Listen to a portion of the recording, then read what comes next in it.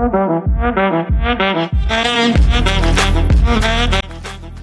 is going on in the economy? We clearly are in a major evolution with money, and either you're really nervous or it can be an exciting opportunity for you to figure out how to generate wealth in a whole new way. Hello, I'm Katherine Campbell, founder of Leopard Job. Find your spot in the new world. And we certainly have a new world that we're looking at here when it comes to money. What's going on? There's all kinds of rumblings of changes. And if we look at them independent of each other, they might make sense. But if you look at them in whole, we need to recognize there's a big opportunity here that could change potentially generational wealth for yourself and your family. So let's look at some of just the brief headlines. We know Jamie Dimon is looking to sell 1 million shares of his stock of JP Morgan Chase, right? That has never happened, that he's sold stock, and now he's selling 1 million shares for around $140 million worth. That in tandem with $44 billion that came out of our entire banking system just in the last quarter.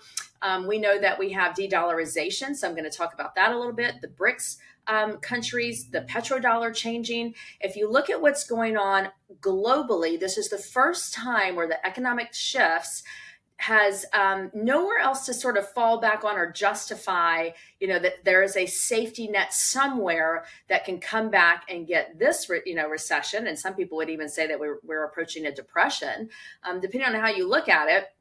There's nowhere else to fall back on. We are finding ourselves globally in a very unique position, a situation that you and I, if you're watching this, none of us in our lifetimes and likely our parents' lifetimes have ever seen such a change in what's going on with the dollar.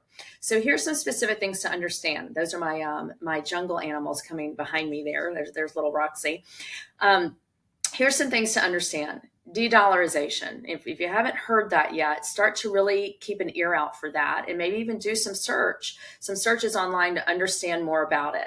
But what's happening is that other countries are starting to get off the dollar for trade. We have always been the reserve currency. The dollar has been, in our lifetimes. And so it was a real safe place to live, where we could just say, hey, we've got inflation and we're going to transition that inflation over to you too, because you're all pegging everything against the dollar, trading your commodities on the dollar. And so that if the dollar went up and down, so did the price of your goods and services. And that was the way it had to go.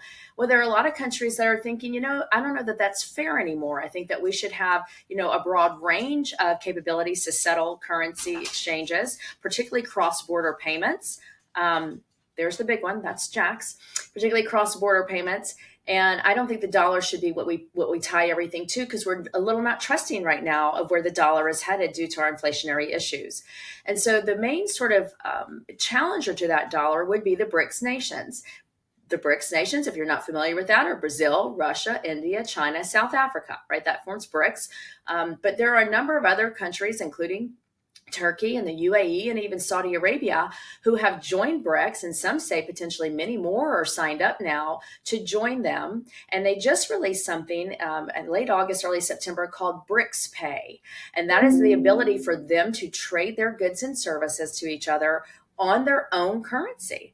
And how is that possible? How could something like that so quickly evolve that they wouldn't use the dollar? And that would be through blockchain technology and cryptocurrency. And so BRICS Pay is based on a blockchain capability. And so they can agree to standardize their currencies against something and trade much faster. Or what would that something be, right? You could think, well, gosh, if they all agree to it, it's likely a commodity, something they could agree on, which would have value.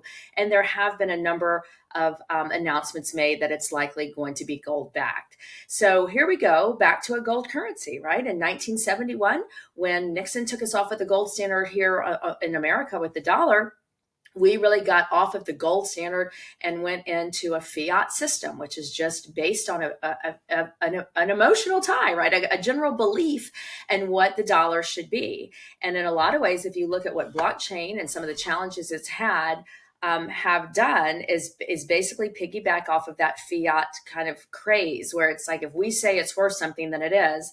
That certainly has been the case with Bitcoin. So that is, looking at all the fiat currencies, and they have failed historically around 1,400 times. Almost every single time a fiat system has been tried, it has failed. And we could very well be looking at the demise of that now, looking to go pin ourselves back to something that we could all agree has true value versus a perceived value. And those would be commodities. So things like gold and silver. I'm sure you've started to hear this in the news more and more. The challenge is the pace that this transition may happen. And this is why I'm bringing this up to you. This is the W in the work method of leopard job. So wealth, opportunity, responsibility, and kindness is the work method. This is the W piece of that. How do we look at wealth in the new world? That's why, in a way, this transition, while it's inevitably happening, the pace of it we don't know yet, the exact outcome we don't know yet, but we can see that it's happening, and it could give you an opportunity to gain wealth in ways that we never would have imagined we would have been able to, just out of paychecks and paying bills and our normal way of acquiring money. So, one of the massive changes that we can see happening is that the petrodollar is right now is in a very precarious circumstance. While it is still the majority of the way oil and gas gets traded around the world, Saudi Arabia and Russia and China have all agreed to and have already traded their oil and gas to each other off of the dollar. So that's the petrodollar. That's how all oil and gas has been traded in our lifetimes. It's never happened. In fact, there's been a real uproar if there was ever a suggestion that that would not be the case. We would get very upset with countries and, in fact, even potentially sanction them to some levels because we insisted that they use the dollar. Well, since this group of countries has now decided to trade off of the dollar, they've got some power and strength behind them in agreements. Iraq, in fact, has said that as of January 2024, there will be no transactions done on the dollar. So, we're looking at a very precarious time globally, but a real opportunity for us to invest in the future of what could be the new currencies. And so as we look at decentralization of these things, that's how the banks likely, are looking at their options. If you have $44 billion come out of the banking system in a quarter, and that was last quarter, they have more coming out now. Where is that money going?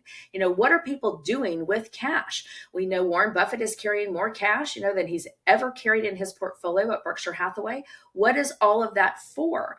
Well, likely there is a big move to commodities. We know that gold and silver is being sold more than we've ever seen in the last 20 years. And we also know that real estate is likely going to find itself in an adjustment that could be a great opportunity for investment real estate or other types of income. And so this is where the commodity world could very well be coming back before our very eyes. And if you look at the collective headlines, you start to realize it's not possible, it's probable.